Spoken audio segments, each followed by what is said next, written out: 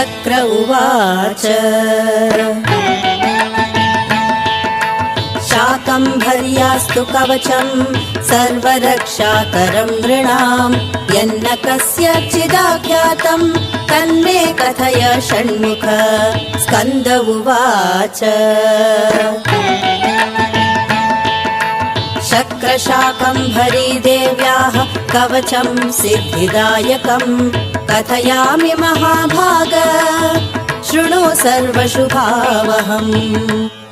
अस्य श्रीशाकम्भरी कवचस्य स्कन्द ऋषिः शाकम्भरी देवता अनुष्टुप् छन्दः चतुर्विध पुरुषार्थ सिद्ध्यर्थे जपे विनियोगः।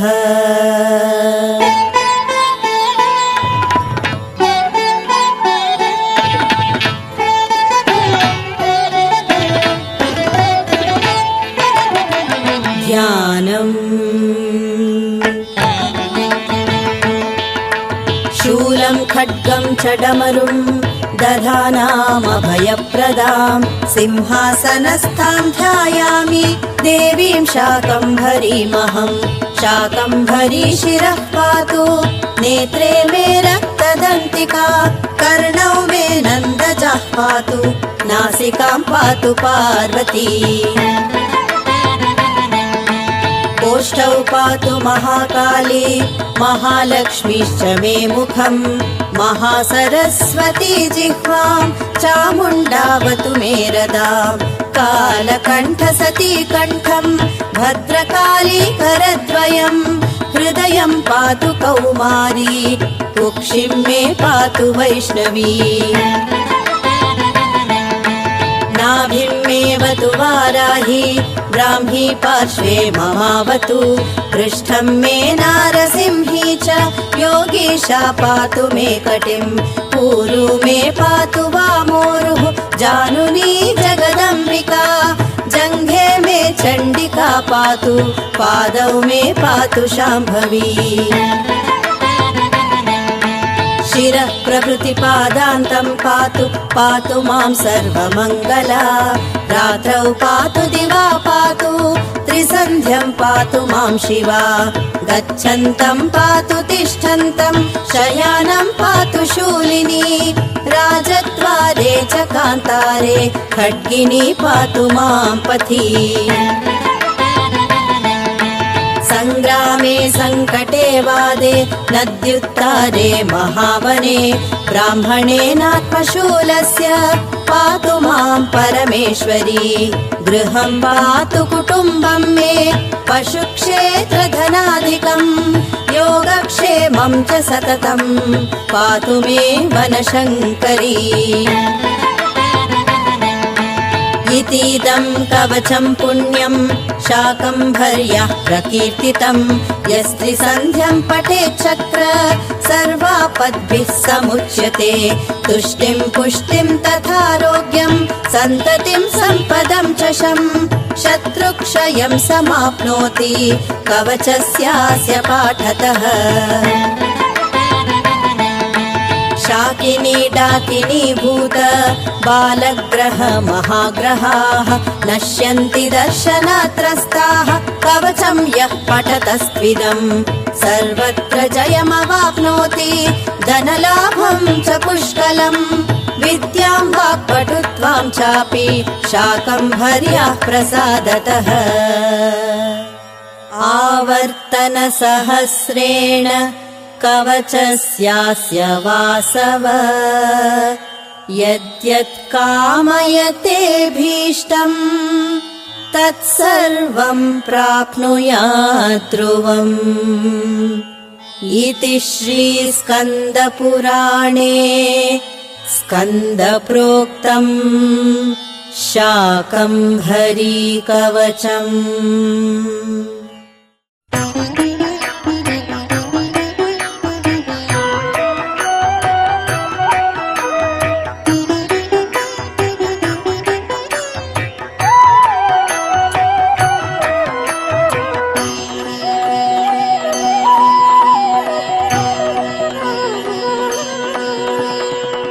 नित्यानन्दकरी वराभयकरी सौन्दर्य रत्नाकरी निर्धूताखिल घोर पावनकरी प्रत्यक्ष माहेश्वरी प्रालेयाचल वंश पावनकरी काशीपुराधीश्वरी भिक्षां देहि कृपावलम्बनकरी मातान्नपूर्णेश्वरी नानारत्न विचित्रभूषणकरी हेमाम्बराडम्बरी मुक्ताहार विलम्बमान विलसत् वक्षोज कुम्भान्तरी काश्मीरागरुवासिता रुचिकरी काशीपुराधीश्वरी भिक्षां देहि कृपावलम्बनकरी मातान्नपूर्णेश्वरी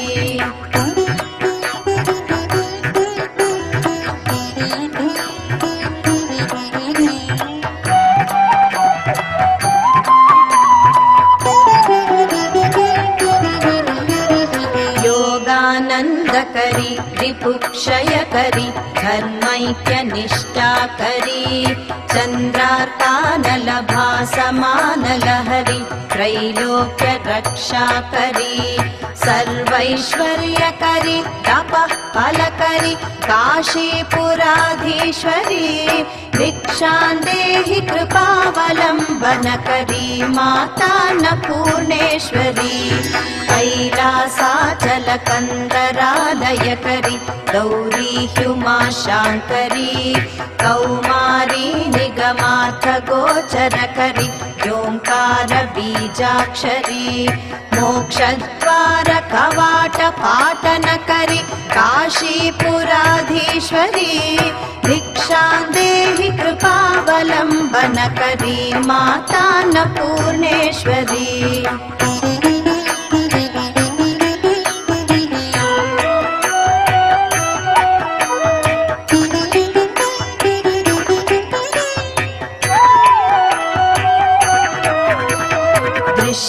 दृश्य विभूतिवाहनकरी ब्रह्माण्ड भाण्डोदरी लीलानाटकसूत्रखेलनकरी विज्ञानदीपाङ्कुरी श्रीविश्वेश मनः प्रसादनकरी काशीपुराधीश्वरी भिक्षां देहि कृपावलम्बनकरी मातान्नपूर्णेश्वरी आदिक्षान्त समस्तवर्णनकरी शम्भुप्रिये शाम्भवी काश्मीरा त्रिपुरेश्वरी त्रिनयनी विश्वेश्वरी शर्वरी स्वर्गद्वार कवाट पाटनकरी काशीपुराधीश्वरी भिक्षां देहि कृपावलम्बनकरी मातान्नपूर्णेश्वरी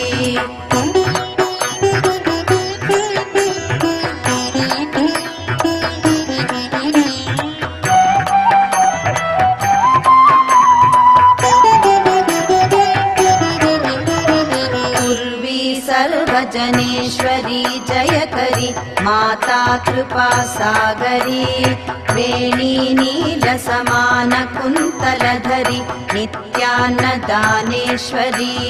साक्षान्मोक्षकरी सदा शुभकरी काशीपुराधीश्वरी भिक्षां देहि कृपावलम्बनकरी मातान्नपूर्णेश्वरी देवी सर्वविचित्ररत्नरचिता दाक्षायणी सुन्दरी वामा स्वादुपयोधरा त्रियकरी सौभाग्यमाहेश्वरी भक्ताभीष्टकरी सदा शुभकरी काशीपुराधीश्वरी भिक्षां देहि कृपावलम्बनकरी मातान्नपूर्णेश्वरी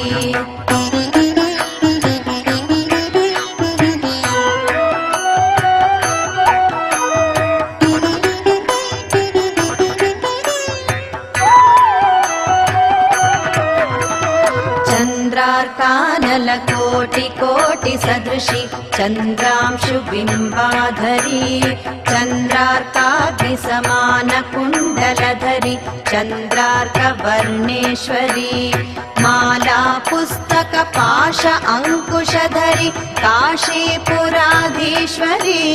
भिक्षां देहि कृपावलम्बनकरी माता अन्नपूर्णेश्वरी क्षत्रत्राणकरी महाभयकरी माता कृपासागरी साक्षान्मोक्षकरी सदा शिवकरी विश्वेश्वरी श्रीधरी दक्षाक्रन्दकरी निरामयकरी काशीपुराधीश्वरी भिक्षां देहि कृपावलम्बनकरी माता अन्नपूर्णेश्वरी अन्नपूर्णा